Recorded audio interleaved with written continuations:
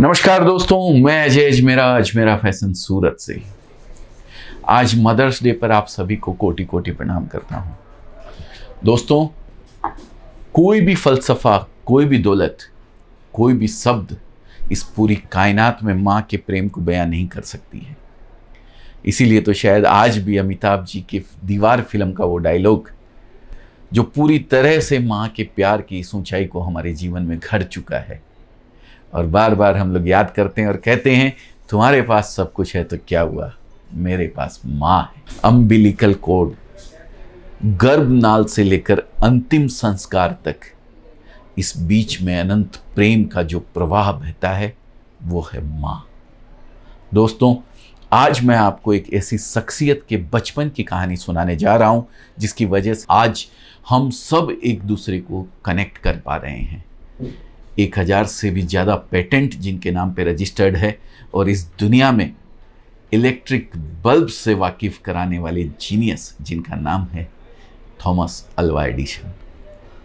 एक दिन Thomas school से अपने घर आए और स्कूल से मिले हुए एक पेपर को अपनी माँ को देते हुए बोले कि माँ, मेरे टीचर ने मुझे ये लेटर दिया है और कहा है कि इसे केवल अपनी माँ को ही देना।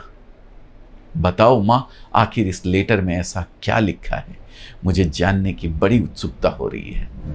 तब पेपर को पढ़ते हुए माँ की आंखें रुक गई, लेकिन तेज आवाज में पत्र पढ़ते हुए माँ बोली, बेटा, इसमें लिखा है कि आपका बेटा बहुत ही प्रतिभाशाली है।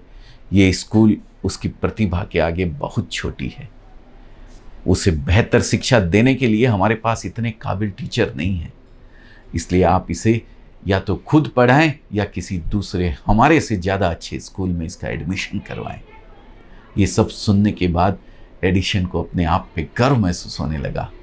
माँ की देखरेख में उन्होंने अपनी पढ़ाई को पूरा किया, लेकिन एडिशन की माँ की मृत्यु के कई सालों बाद एडिशन तो एक महान वैज्ञानिक बन गए, लेकिन जब वो अपने घर की सफाई कर रहे थे, उनको अलमारी में एक रखा हुआ लेटर मिला, जिसे उन्होंने जब खोलकर पढ़ा तो उसमें लिखा था कि आपका बेटा मानसिक रूप से बीमार है, जिससे उसकी आगे की पढ़ाई इस स्कूल में नहीं हो पाएगी, इसलिए उसे अब स्कूल से निकाला जा रहा है।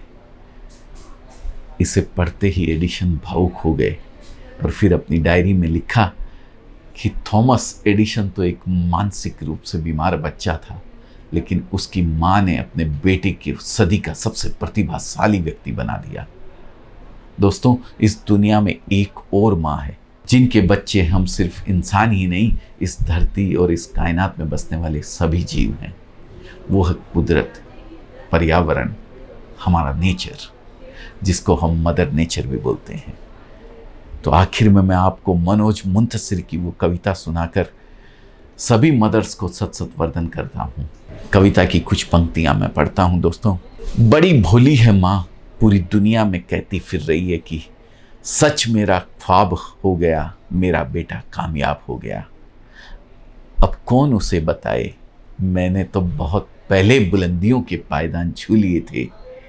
जब पहली बार उसने मुझे बाहों में लेकर उछाला था, मैंने तो उसी दिन सातों आसमान छू लिए थे। Happy Mother's Day. बहुत बहुत धन्यवाद।